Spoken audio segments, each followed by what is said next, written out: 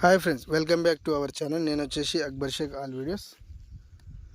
So friends, ఈరోజు అయితే మనం ఫార్మర్ గురించి తెలుసుకుందాం. సో వచ్చేసి మనది వరి. సో ఇది ఇలా వాటర్ లేక ఎండిపోతుంది.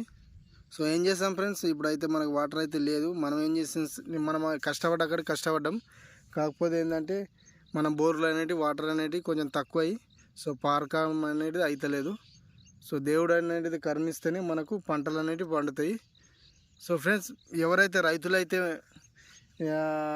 ఈ యాసంగి టైంలో సో వరి నాట్లు వేస్తారో కొంచెం ఆలోచించుకొని వేయండి.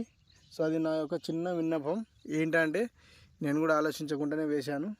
సో ఇవి వేయకుండి ఎవరు వేరేటి ఏంటంటే వేరే డ్రిప్ సిస్టమ్ పెట్టుకొని మొక్కజొన్ననో లేకపోతే ఏదైనా తోటలన్నా పెట్టుకోవాలి వాటర్.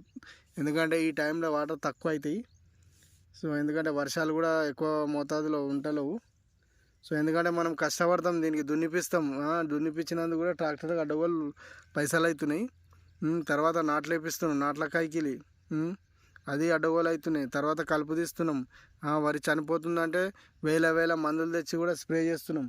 అన్నీ ఓకే అయినాక చివరికి వాటర్ లేకపోతే ఏమవుతుంది, ఇలా అవుతుంది. అది మన చేతిలో లేదు కదా. మిగతా అంటే మన చేతిలో ఉన్నాయన్నీ మనం చేస్తున్నాం.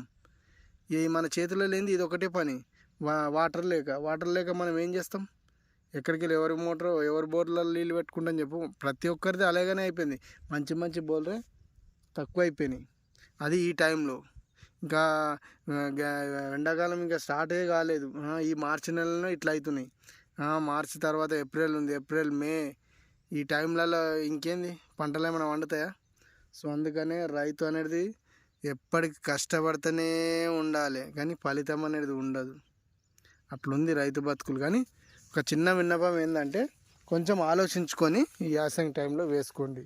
ఎందుకంటే కొందరు తెలివక కూడా వేసుకొని వాటర్ లేక ఇలా ఎండబెట్టుకున్నాడు అవుతుంది. సో అది నాకు కొంచెం చిన్న విన్నపం. సో నెక్స్ట్ టైం యాసంగి టైంలోనన్నా కొంచెం ఆలోచించుకొని వేసుకోండి అని నా యొక్క చిన్న విన్నపం.